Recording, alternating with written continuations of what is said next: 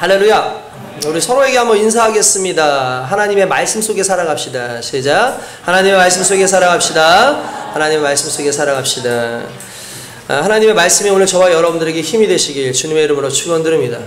오래전 칼럼이 있는데 한번 여러분들에게 그 칼럼을 한번 읽어드렸던 적이 있었을 겁니다. 기억을 아마 하시는 분들도 있을 텐데, 구형 비행기를 타고 조종사들이 이렇게 날아다닐 때에 귀에서 가끔씩 전선 갉아먹는 소리가 난다는 거예요. 그러면은 이 전선을 갉아먹는 소리가 나서 이게 어떻게 된 건가 하면 거기에 뭐가 탔을까요? 쥐가 탄 거죠. 쥐가 탄 겁니다. 그러니까 이제 쥐가 거기에 타 있으니까 자연스럽게 전선을 막 갉아먹는 거죠. 그러니까 만약에 이 쥐를 잡지 않으면 전선이 끊어져서 추락할 수밖에 없는 그런 상황이 오는 겁니다. 그러니까 다시 회항을 하기도 불가능하고, 당시에 기술이 뭐 대단해가지고 뭐 한 사람이 뭐 운전하고 있고 가서 이렇게 잡을 수 있는 것도 아니고 쥐가 어디 있는지도 모르지 않습니까? 그러니까 이러한 어려움이 있을 때 이 조종사들이 나중에 깨달은 것이 있는데, 고도를 높인 거예요. 고도를 높여서 쭉 올라간 겁니다. 여러분도 아시겠지만 쥐라는 동물은 설치동물 아닙니까? 땅굴에서 살고 이 바닥 속에서 사는 놈들이기 때문에 그게 최적화된 동물들이 바로 쥐들이에요.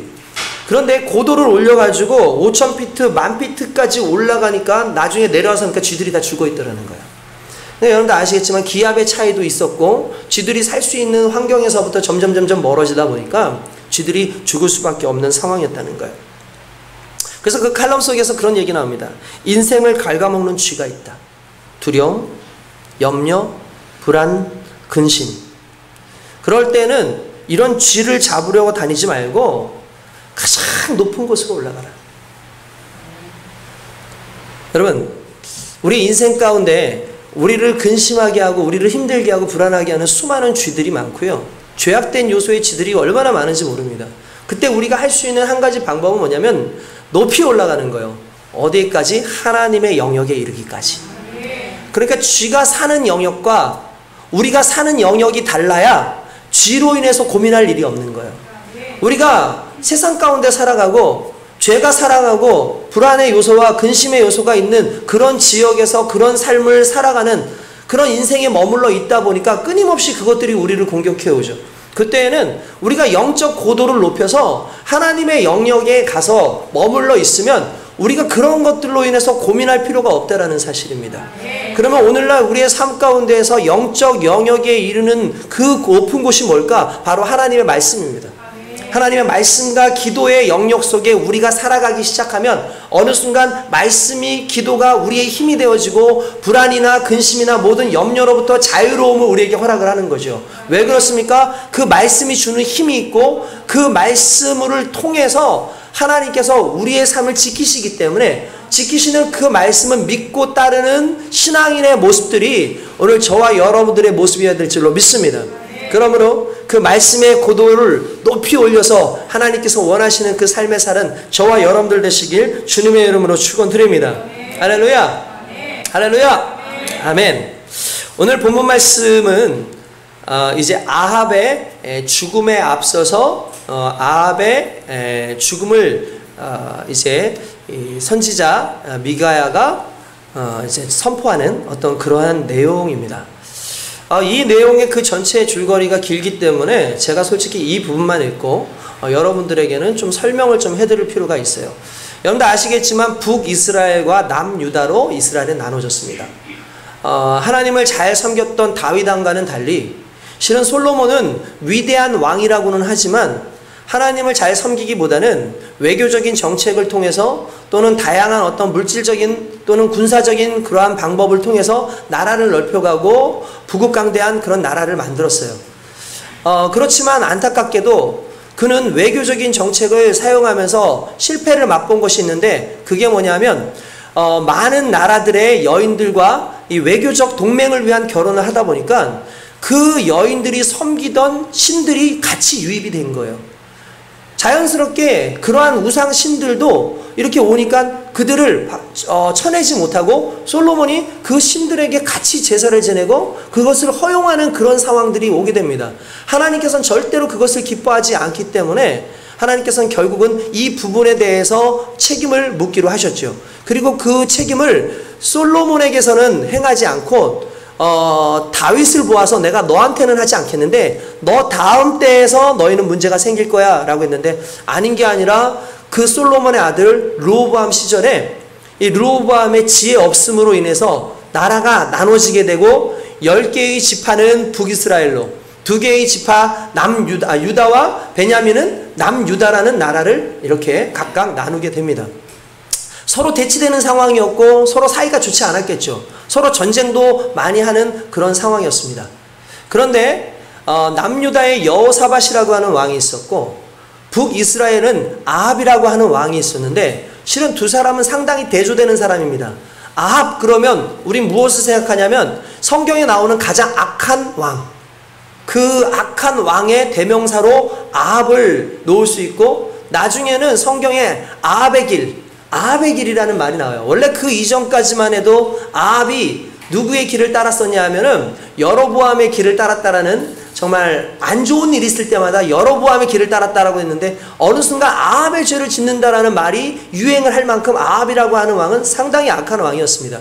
그러나 여호사밧 왕은 그런 왕이 아니었어요. 아사라고 하는 자신의 아버지 왕을 이어서 나름대로 신앙생활을 잘했고, 나라에서 하나님께서 기뻐하지 않는 남색하는 사람들, 흔히 말하는 동성연애하는 사람들을 다 내어 쫓는 그런 일을 해서 하나님의 기쁨이 됐던 사람이 바로 여호사밧 왕이었습니다. 이 여호사밧 왕은 상당히 하나님을 잘 섬기는 왕이었고, 그래서 둘 다 수준이 다른 거죠. 그런데 희한한 것은 하나님께서 예수를 잘 믿고 신앙생활을 잘하는 사람들에게 이왕이면 복을 많이 주셨으면 좋겠는데 그런 상황이 아닌 거예요.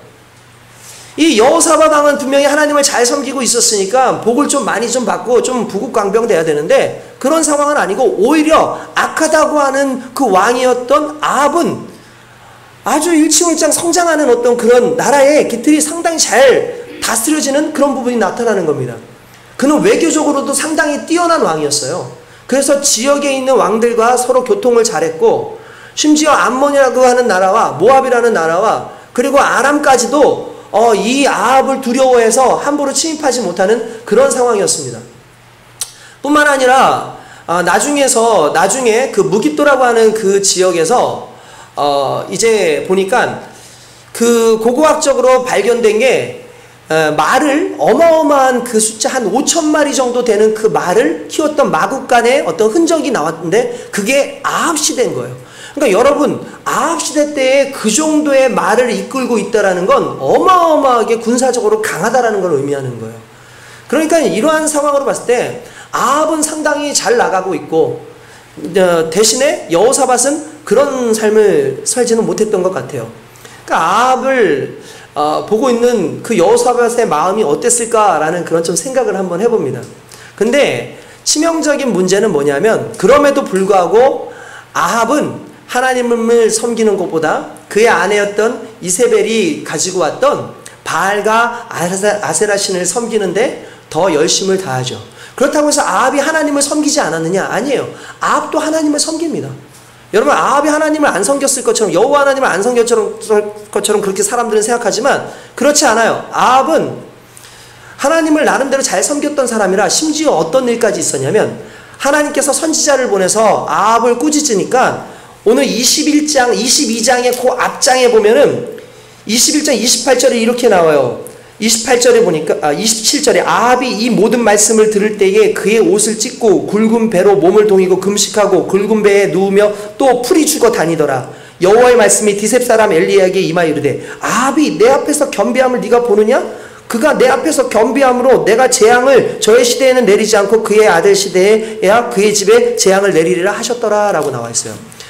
그는 가끔 어쩌다가 신앙을 다시 회복하기도 하는 그런 사람이었지만, 그러나 그의 모든 기조 속에서는 하나님보다는 그래도 자신의 권력이나 또는 자기가 정말 자기의 아내였던 그 이세벨의 그 말에 항상 빠져서 신앙의 이 사이클이 자꾸 안 좋은 쪽으로 돌아가는 이런 모습들이 계속 있었던 거죠. 그러니까 하나님 보시기에 너무나 아팠던 거예요. 여러분, 우리가 신앙생활할 때 그럴 때 많이 있지 않습니까? 여러분, 우리는요 완벽한 크리스찬도 아니고 그렇다고 완벽한 불신자도 아닐 때가 너무나 많이 있어요. 더 가슴 아픈 건 우리가 하나님을 섬기며 살아간다고 하지만 하나님을 섬기면서도 여전히 세상을 섬기고 나 자신을 섬기고 살아갈 때가 정말 많다는 거죠. 근데 한 가지 알아두십시오. 하나님은 절대 그것을 기뻐하지 않습니다.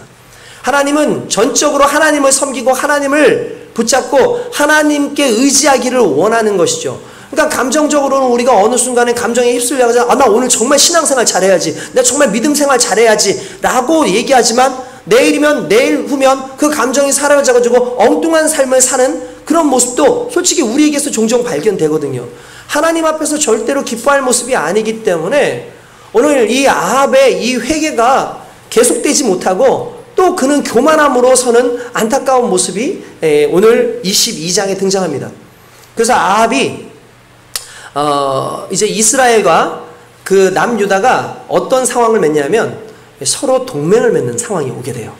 그러니까 여호사밧 왕과 정치적으로 상당히 뛰어났던 아합 왕이 동맹을 맺은 상황이 된 거죠. 그러니까 서로가 서로에 대해서 동맹을 맺고 이제 평화를 좀 유지해보자라는 어떤 그런 상황이 이제 만들어지는 그런 상황이 있습니다. 그래서 여호사밧이 이제 아합과 가서 이제 같이 좋은 대화를 나누고 이렇게 하던 중에 이제 갑자기 아합이 그런 얘기를 합니다. 지금 우리가 아람 땅에 길르앗 라못이라고 있는데 이 땅이 예전에 우리 땅이었는데 이 아람 사람들이 가지고 갔다. 그러니까 이 땅을 우리가 뺏어야 된다라고 얘기를 하는 거예요. 그래서 내가 군사력도 뛰어나고 대단하게 이렇게 많으니까 충분히 그것을 할 수 있다라고 그렇게 얘기를 합니다. 근데 그때에 여호사밧이 이런 얘기합니다. 왕이시여, 그래도 그렇게 하지 마시고 하나님께 한번 여쭤보시죠. 그래도 하나님께 한번 여쭤보시죠 라고 얘기를 합니다. 이게 참 좋은 말이죠. 왜냐하면은 적어도 전쟁을 치르기 전에 하나님의 말을 좀 듣고 하나님의 뜻을 따라서 한다는 건 상당히 좋지 않겠습니까? 그런데 이 아합이 좋습니다. 한번 그렇게 해봅시다. 그래서 선지자 400명을 불러요.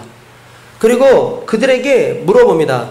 내가 어떻게 하면 좋겠냐? 내가 이렇게 올라가려고 하는데 올라가는 게 맞느냐 틀리느냐 라고 물어보니까 이 선지자들이 이구동성 정말 똑같이 말하니 왜 왕이 올라가소서 하나님께서 저 길르앗 라못을 당신에게 붙이셨습니다.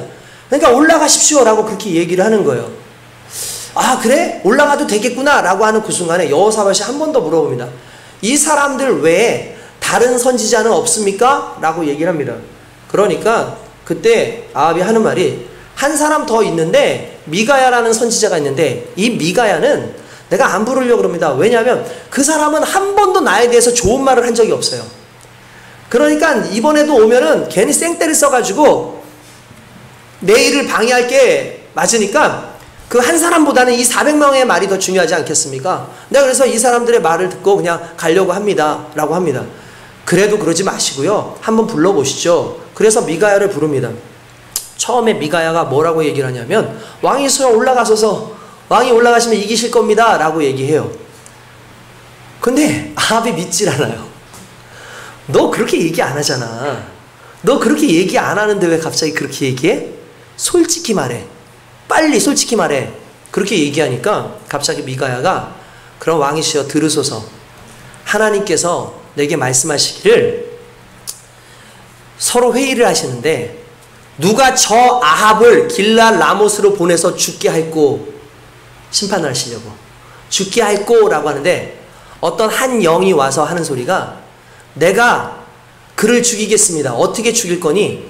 내가 거짓 영이 되어서 거짓말하는 영이 되어서 그 이스라엘에 머물고 있는 모든 선지자들의 입에 들어가서 그 거짓된 영으로 거짓된 말씀을 해가지고 그를 속여서 올라가서 죽게 하겠습니다 라고 그렇게 하더이다 라고 얘기를 하는 거예요. 그러면서 뭐라냐면 왕은 가시면 반드시 죽습니다. 가지 마십시오 라고 하는 거죠. 미가야의 충정이었어요. 미가야의 충정이었어요. 그리고 그걸 듣고 있었던 시드기야라고 하는 한 선지자가 와가지고 미가야의 뺨을 때리면서 언제 여호와께서 내 예언에서부터 떠나셨느냐? 여호와가 나를 지키시고 내 입술에 계시는데 감히 네가 그럴 수 있느냐? 그러면서 뺨을 때리고 그러면서 언제까지 네가 이렇게 우리를 조롱하려고 그러냐? 라고 하니까 미가야가 나중에 네가 골방에 숨어 있을 그때에 깨닫게 될 것이다 라고 그렇게 얘기합니다. 근데 이것을 진짜 하나님의 말씀으로 실은 아합은 알았을 거예요. 왜냐하면 지금 다른 선지자들보다 미가야가 여태까지 해왔던 선지자의 말은 한 번도 틀림이 없었거든요. 그러니까 반드시 하나님께서 미가야에게 말씀 주셨다라는 걸 아마 알았을 겁니다. 그리고 이건 하나님께서 그에게 주셨던 마지막 기회였어요. 이 말씀을 믿기만 하면 됩니다. 근데 아합은 그렇게 하지 않아요. 말씀을 듣지 않아요. 왜 듣지 않았을까요? 이미 그의 마음은 길르앗 라못을 칠 것으로 결정되어 있었기 때문입니다. 여러분 한 가지 알아야 됩니다. 우리가 하나님께서 말씀을 주시죠. 하나님께서 은혜를 주시죠. 그런데 그 말씀을 따라서 살지 못하는 이유의 핵심이 뭐냐면 내가 이미 내 삶의 계획을 정해놨기 때문이에요. 내가 무엇을 할지, 내가 어떻게 살지, 그리고 이 상황에서 내가 어떻게 살아가야 될지에 대해서 내가 정해놨기 때문에 그것을 하지 말라고 하는 그 말씀조차도 내 귀에 들리지 않는 그 상황이 온다는 거죠. 결국 아합이 어떻게 된 줄 아십니까? 이 미가야를 가둬놓습니다. 내가 돌아올 때까지 얘한테 고생의 물과 고생의 떡을 줘라. 아주 힘들게 하라는 거죠. 근데 그때에도 미가야가 그럽니다. 왕이시여, 진짜 왕이 돌아올 수 있다면 좋겠는데 왕이 돌아올 수 없다고 하나님께서 말씀하셨습니다. 제발 가지 마십시오 라고 얘기를 합니다. 근데 아합은 떠나죠. 아합은 떠납니다. 근데 더 안타까운 일이 뭔지 아십니까? 아합만 떠나는 게 아니라 그걸 듣고 있었던 여호사밧도 함께 떠나요. 여호사밧은 누굽니까? 여호사밧은 하나님을 섬기다고 하는 그 말씀 안에 있었던 사람이에요. 그 하나님의 말씀에 대해서 상당히 깊은 관심이 있고 하나님을 섬기는 사람인데도 떠나요. 함께 떠나요. 그래서 나중에 어떻게 되냐면 아합이 그래도 찝찝한 거야.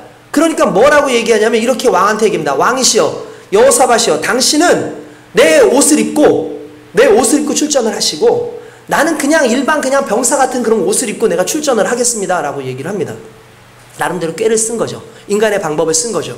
그런데 전쟁이 딱 일어났는데 그 사람들이, 이 아람 사람들이 한 가지 묘안을 만든 거예요. 그게 뭐냐면 나는 한 놈만 패. 나는 한 놈만 패. 누구만 공격하는 거예요? 아합만 공격하는 거예요. 그래서 모든 병사들한테 얘기해서 우리가 숫자도 많지 않아. 그러면 우리가 이길 수 있는 방법은 여기 있는 모든 군사들을 대상으로 싸우면 우리가 이길 방법이 없으니까 무조건 아합 왕만 죽이면 된다. 아합 왕은 어떤 복장을 입고 있으니까 그 왕을 죽이라고 그렇게 얘기해서 그 왕을 죽이려고 보니까 그 왕의 옷을 누가 입고 있어요? 여호사밧이 입고 있는 거죠. 여호사밧이 막 입고 있는데 모든 그 군인들이 막 와가지고 이 여호사밧에게 막 공격을 하니까 여호사밧이 나 살려라 하고 지금 도망해가는 그런 막 정말 창피한 상황이 막 일어나고 있는 상황이 됐어요. 그런 상황에 있는데 한참 쫓아가다 보니까 이상해. 여호사밧 왕, 이 도망가는 왕이 아합 왕이 아니라는 것을 이 사람들이 알게 됐어요. 그러니까 아합 왕은 다른 곳에서 막 진두지휘하면서 전쟁을 하고 있었겠죠. 자기는 죽지 않을 거라고 생각하고. 근데 성경에 보니까 재미있는 말이 하나가 나옵니다. 그게 뭐냐면 여러분들 한번 잠깐 볼까요? 22장에 보면은 거기에 이제 34절을 한번 보세요. 이렇게 나옵니다. 한 사람이 무심코 활을 남겨 이스라엘 왕의 갑옷 솔기를 마친지라 왕이 그 병거 모는 자에게 이르되 내가 부상당했으니 내 손을 돌려 내가 전쟁터에서 나가게 하라 하였으니 라고 되어 있어요. 이게 무슨 말이냐면 무심코 그냥 쌌는데 누군가가 쌌는데 정확하게 갑옷의 솔기를 맞았다는 거예요. 이게 뭐냐면 이제 어린 갑이라 그래서 이렇게 비늘 모양으로 되어 있죠. 이렇게 비늘 모양으로 일반적으로 갑옷들이 비늘과 비늘 사이에 솔기가 있는데 거기를 파고든 거야. 그러니까 정확하게 가슴에 맞은 거야. 이게 아마 이 옆구리 쪽이었을 거라고 그렇게 보여집니다. 정확하게 맞은 거죠. 철저하게 왕으로서 옷을 입고 자기가 죽지 않기 위해서 권모술 나름대로 그 술수를 써가지고 그 여호사밧에서 옷을 입히고 자기는 전쟁을 치면 죽지 않을 거라고 생각하는데 정말 무심코 그냥 쐈던 그 화살 하나가 하나님의 그 지휘를 따라서 정확하게 그 아합의 패를 꿰뚫는 그 상황이 온 겁니다. 그리고 나중에 이 아합이 나 좀 빨리 돌이켜라 해서 나오는 중간에 그가 그 예언에 너는 반드시 그 창기들이 그 씹는 그런 연못에서 너는 죽게 될 것이다. 개들이 너의 피를 핥을 것이다 라고 했는데 정확하게 그 연못 앞에서 죽게 돼요. 그리고 개들이 와서 그 피를 핥는 장면이 나오는데 그게 예언되어진 하나님의 말씀이었습니다. 여러분, 하나님께서 계획하신 건요 1.1도 틀리지 않습니다. 근데 중요한 것은 이 계획한 것 가운데 하나님의 또 다른 계획 중에 하나는 그가 회개만 한다면, 그가 말씀을 믿기만 한다면 살 수 있는 기회도 허락하셨다는 거예요. 근데 중요한 건 그는 말씀을 믿지 않습니다. 그 말씀을 따르지 않습니다. 왜냐하면 자기의 군사력이 크다라는 걸 알았기 때문에. 그리고 또 하나는 이미 내가 길르앗 라못이라는 것을 치리라 라는 계획을 가지기 때문에 많은 사람들이 가시면 됩니다, 분명히 이길 수 있습니다 라는 그런 말에 마음이 동하니까 하나님의 말씀이 진짜 들리지 않는다는 거예요. 결국 하나님의 말씀을 듣지 않고 가는 인생은 좋을 끝이 없죠. 여러분, 우리 인생도 마찬가지입니다. 수많은 사람들이 여러분들한테 이야기할 겁니다. 이렇게 살면 멋있게 살 수 있어. 너 이렇게 공부하고 이렇게 명예를 얻고 이렇게 돈을 벌고 이런 인생을 살아가면 너 정말 멋지게 살 수 있어. 그게 귀에 달콤해요. 너무 좋아요. 나를 인정해 주는 것 같아요. 그런데 하나님께서 아니야, 그렇게 사는 것은 네가 죽는 길이야, 그렇게 사는 것은 너에게 원하는 내 뜻이 아니야 라고 말씀한다 할지라도 우리는 왜 그것을 무시하냐면은 나는 자신이 있는 거예요. 나는 그렇게 살 수 있을 거라고 생각을 하는 거예요. 그러니까 하나님의 말씀보다도 세상의 수준에서, 사람들의 그 관심의 수준에서 살아가기 때문에 결국 그 수준에서 인생이 망가질 수밖에 없다는 걸 오늘 저와 여러분들이 깨달아야 된다는 거예요. 더 안타까운 것은 이 사실이 아합 같은 신앙생활을 제대로 못한 사람에게만 적용되는 말씀이 아니라 여호사밧 왕 같은 그렇게 나름대로 그래도 하나님을 잘 섬긴다라는 사람들에게까지도 그렇게 되어집니다. 여러분, 한번 그럼 궁금하지 않습니까? 그럼 여호사밧은 왜 그 전쟁에 참여했을까? 미가의 그 말을 들었음에도 불구하고 이유는 간단합니다. 여호사밧이 그렇게 했었던 정말 궁극적인 이유는 더 큰 가치가 말씀보다 있다고 생각을 한 거예요. 그게 뭐였을까요? 그게 뭐냐 하면 바로 이스라엘과의 연합이었어요. 이스라엘과 연합해서 자기의 안전이, 우리나라의 안전이 보장될 수 있는 것이 하나님의 말씀보다 더 크게 생각이 들었고 가치가 있었기 때문에 아닌 줄 알면서도 가게 되더라는 거예요. 가장 두려운 게 그거예요. 아닌 줄 알면서도 가는 삶. 왜 그렇죠? 말씀보다 더 큰 가치를 추구하기 때문에 그래요. 혹시 여러분들은 어떤 가치를 추구하면서 오늘 여러분들 인생을 살아가고 있습니까? 하나님의 말씀의 가치보다 혹시 여러분들 나름대로 많은 사람들 앞에서 내가 좋은 사람으로 보여지는 게 여러분들의 가치는 아닌가요? 아니면 여러분들 연합이라고 하는, 함께한다라고 하는 그런 가치가 더 중요하기 때문에 하나님의 말씀보다도 그것을 깨는 것이 싫어가지고 평화의 그 공존의 시대를 맞았는데 이 평화를 깨는 게 싫어가지고 하나님의 말씀을 저버리고 있는 것 아닙니까? 말씀은 알겠던데 연합이 깨어지는 것이 항상 걸려요. 그래서 간 겁니다.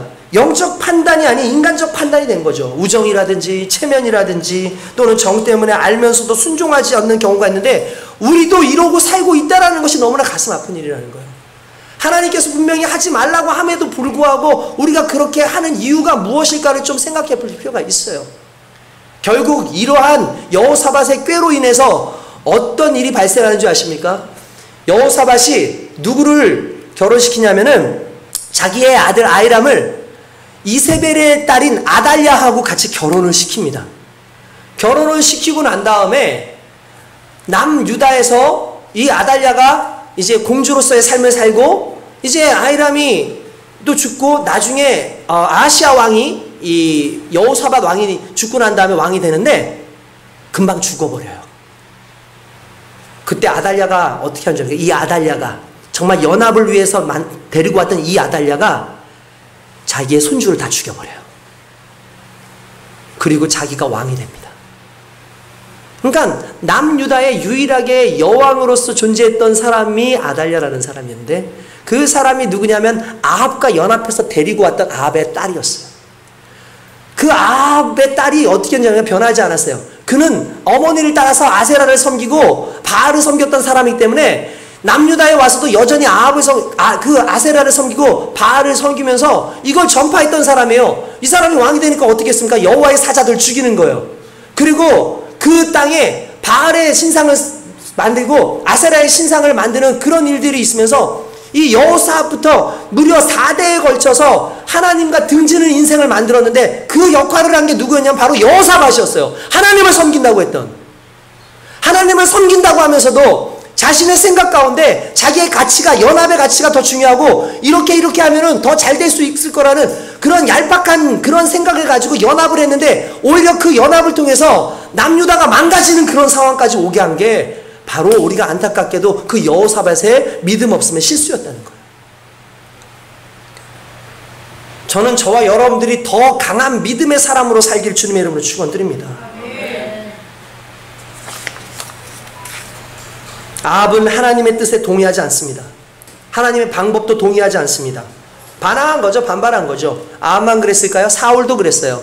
사울도 하나님의 뜻에 동의하지 않습니다. 사울만 그랬을까요? 요나도 그랬어요. 하나님의 뜻에 동의하지 않습니다. 그래서 다른 곳으로 가는 배를 타죠. 결국 어떻게 됩니까? 그들은 하나씩 다 망가져요. 문제가 생깁니다. 그래도 문제가 생기는 건 감사한 일입니다. 왜냐하면 회개할 수 있는 기회를 주시는 거니까. 근데 가장 가슴 아픈 게 뭔지 아십니까? 회개할 수 있는 기회도 없이 그냥 그렇게 가지는 거예요. 근데 이 모든 이야기가 다 하나님 믿는 사람들의 이야기 아니겠습니까? 이게 가장 아픈 거죠. 하나님은요, 우리에게 동의를 구하지 않아요. 왜냐하면 그분이 답이기 때문입니다. 따라합시다. 하나님은 우리에게 동의를 구하지 않는다. 왜냐하면 하나님이 답이시기 때문에. 하나님이 답인데 왜 우리한테 동의를 구해요? 하나님은 우리를 설득하지 않아요. 하나님은 우리를 설득하지 않아요. 왜 설득하지 않는 줄 아십니까? 하나님은 답이시기 때문에 제발 좀 믿어줘, 제발 좀 따라줘라고 말씀하지 않아요. 여러분, 설득은 우리 감정에 호소하지 않습니까? 많은 사람들이요, 하나님께 설득을 받는다고 생각해요. 근데 설득 받는 게 아니라 우리의 감정이 거기에 같이 섞인 거예요. 그런 문제는 뭐냐면 우리의 감정이 사라지면 하나님의 말씀도 사라져요. 우리는 감정적으로 은혜를 받으면 은혜를 받았다고 생각할지 모르지만 그 감정은 항상 유지되지 않죠. 그렇기 때문에 우리는 정확하게 이성적이면서도 정확하게 말씀에 대한 기치를 가지고 그것을 믿을 때에만 그것이 끝까지 유지가 될 수 있는 거예요. 여러분, 이걸 알아야 됩니다. 제가 이제 청소년들 이제 축구 가르치고 이제 최근에는 이제 사업을 하면서 이제 부모님들이 오시잖아요. 저도 그렇고 우리 코치들도 그렇고 부모님들과 상담할 때 자주 쓰는 단어가 있어요. 그게 뭐냐면 골든 에이지라는 단어예요. 이게 뭐냐면 어린애들을 데리고 와서 우리 애가 축구를 해도 될까요? 라고 물어봅니다. 그럼 그런 얘기를 해요. 아우 그럼요. 요 시기에 애들이 바로 골든 에이지입니다 라고 얘기해요. 그 골든 에이지라는 게 뭐냐면 프리 골든 에이지가 있고 골든 에이지라는 게 있는데, 프리 골든 에이지는 6살부터 11살까지를 프리 골든 에이지라고 그래요.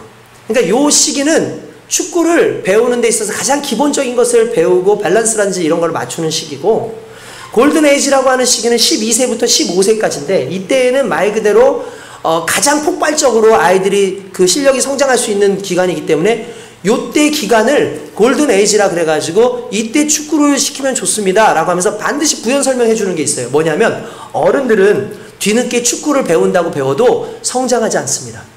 잘 자라지 않습니다. 왜냐하면 이미 몸이 굳었기 때문입니다.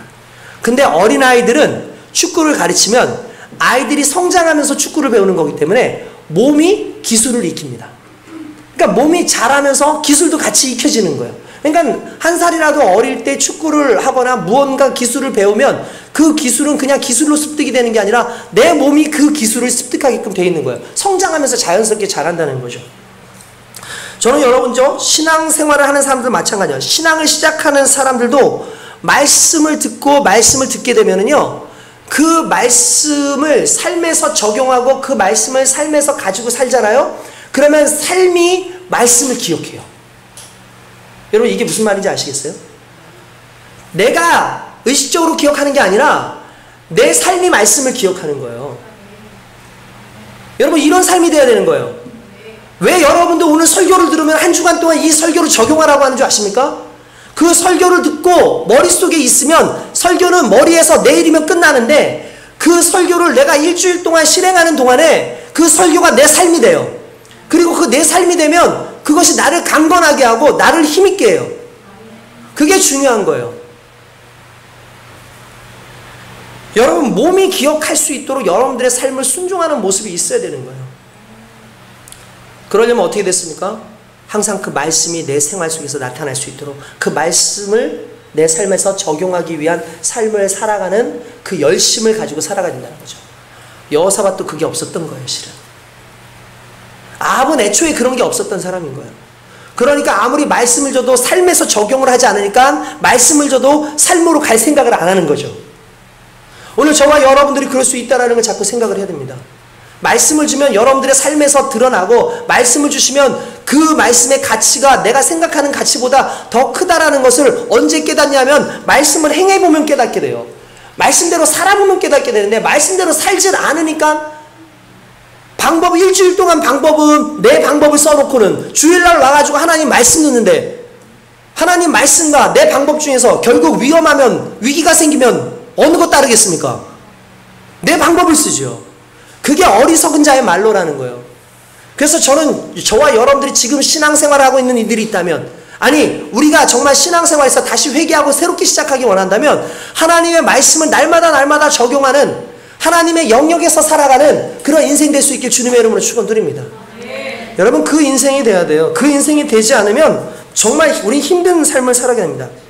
여러분, 이들의 순종의 한계는 결국 내 뜻에 맞지 않았다는 거예요. 이게 내 뜻에 맞지 않습니다. 그래서 못 듣겠다는 거예요. 그건 순종이 아니라는 거예요. 믿음도 아니죠. 다시 말씀하면 절대 동의할 수 없는 것이라고 생각하는 그런 것이 무엇인지를 생각해야 돼요. 그런 말씀이 안 들려요. 난 절대 동의할 수 없어. 왜냐하면은 내가 가지고 이 가치가 더 뜨기 때문에. 저 지금 아마 요거 끝나고 나서 제가 여러분들한테 어떤 말씀을 증거하고 난 다음에 여러분들의 삶에 대해서 제가 만약에 체크를 한다면 그대로 사는 사람이 얼마나 있을지 다음 주 주일날 제가 발표하면 반도 안 될 거라고 생각해요, 저는. 아마 여러분들 오늘 지금 드리는 이 말씀 여러분들 조금 있으면 다 잊어버릴걸요. 내일만 돼도 이 말씀대로 살지 않을걸요. 왜 그럴까요? 이미 여러분들의 삶이 그런 가치들로 가득 차 있어요. 이미 여러분들의 삶이 여러분들의 방법으로 가득 차 있고 여러분들의 습관들로 가득 차 있어요. 이게 무서운 거예요. 열심히 살겠죠. 열심히 사는 게 중요한 게 아니에요. 건강한 사람의 척도가 활발성이라고 생각하지 않습니까? 건강한 사람들은 활발하게 사는 사람들 건강하다고 생각하지 않겠습니까? 그런데 여러분, 반대로 오히려 반대로 멈출 수 있는 능력이 있는 사람이 강한 사람이에요. 여러분, 그 헌팅턴 무도병이라는 병이 있습니다. 이 사람은 막 춤추는 것처럼 계속 움직여요. 막 움직여요. 이 사람이 움직이는 이유는 신경계가 망가졌기 때문입니다. 그리고 신경계가 망가졌기 때문에 근육이라든지 이런 것들이 그냥 알아서 그냥 자발적으로, 그러니까 계속 그냥 가만히 있지만 계속 움직이는 거예요. 전에 한번 여러분들한테 말씀드린 적이 있는데, 애들은 걷지 못하고 뛰어요. 아시나요? 애들은 걸음마가 떼자마자 걷는 것부터 이렇게 뒤짐지고 걷는 게 아니라 그냥 막 뛰기 시작합니다. 이유는 간단해요. 왜냐하면요, 애들의 그 코어 근육 있지 않습니까? 코어 근육이 제어가 안 돼요. 얘네들의 신경이 몸을 제어하지 못해요. 제어는 언제 가능하냐면 성장했을 때 제어라는 것도 가능한 거예요.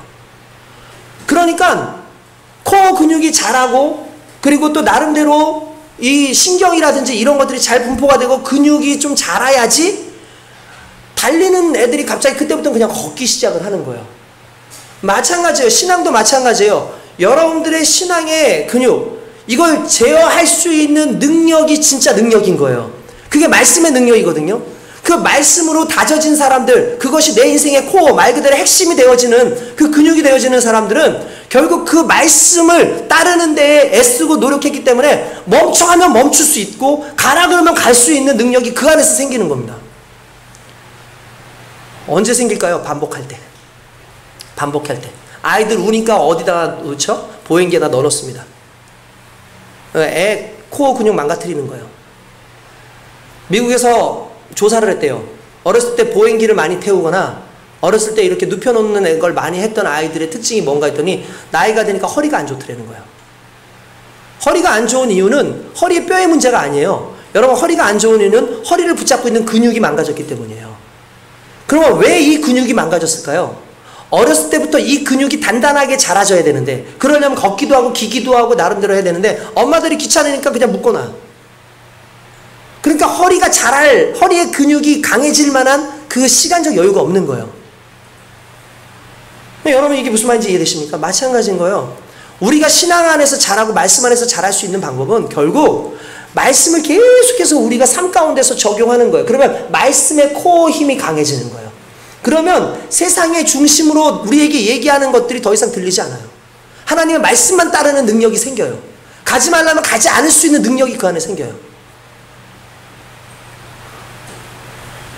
이렇게 미가야가 복음을 증거함에도 불구하고 미가야는 한 명이고 자기에게 좋은 말 해주는 사람은 400명이나 되니까 미가야를 무시하지만 하나님은 숫자로 싸우는 분이 아니죠. 오늘날 민주주의 시대에 수많은 사람들이 민주주의 인권을 이야기하면서 이야기하지만 민주주의적인 인권보다 중요한 건 하나님의 말씀입니다. 그래서 하지 말라고 그러면 하지 말아야 돼요. 그것이 죄라고 그러면 그건 죄인 줄 알아야 돼요. 그런데 그렇게 알지 않고 인권을 이야기하고 다양한 것들을 이해하지만 한 가지 깨달으세요. 인권은요, 여러분, 인간의 권리 속에 가장 중요한 건 다 이기주의예요. 다 자기 편하고 싶고 다 자기의 삶에 대해서 뭔가 좀 부유하고 싶은 어떤 그런 본능적인 동물적 본능에서부터 시작되는 거예요. 근데 그 본능이 죄를 짓게 하고 그 인간적인 그 욕심이 결국 하나님을 대적하게 하고 인권이라는 그 이름을 가지고 사용을 하긴 하지만 결국 하나님의 말씀으로 위배되어지는 이 삶을 살게 하기 때문에 오늘 정확하게 하나님의 말씀을 근거해서 하나님을 붙잡고 살아가기 위한 노력을 하는 사람은 400대 1이라 할지라도 그 하나 되신 그 하나님의 진리의 말씀을 가지고 살아가는 그 인생이 결국 세상을 승리하는 인생이 될 줄로 믿습니다. 오늘 저와 여러분들이 그런 인생 되기 원합니다.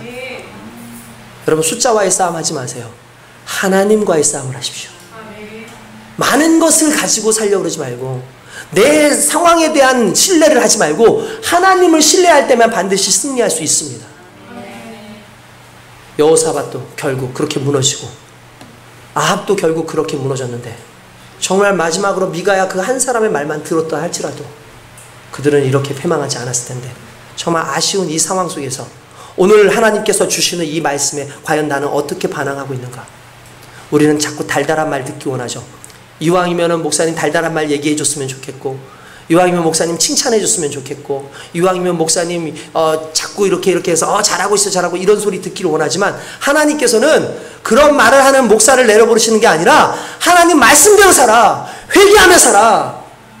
너희가 틀렸는데 왜 자꾸 맞다고 우겨? 왜 네 말이 맞다고 생각을 하고 왜 네 생각이 옳다고 생각해? 그거 내려놓고 하나님 말씀을 붙잡고 그분 앞에 회개하고 돌아가는 게 옳은 거지. 그 말씀을 전하는 목사가 정말 목사 아니겠습니까? 여러분들이 듣기 원하는 그 말이 달달한 여러분들을 띄워주는 말이 아니라 여러분들이 진리 안에서 온전히 서는 말씀으로 저를 붙잡아 주시기를 원합니다.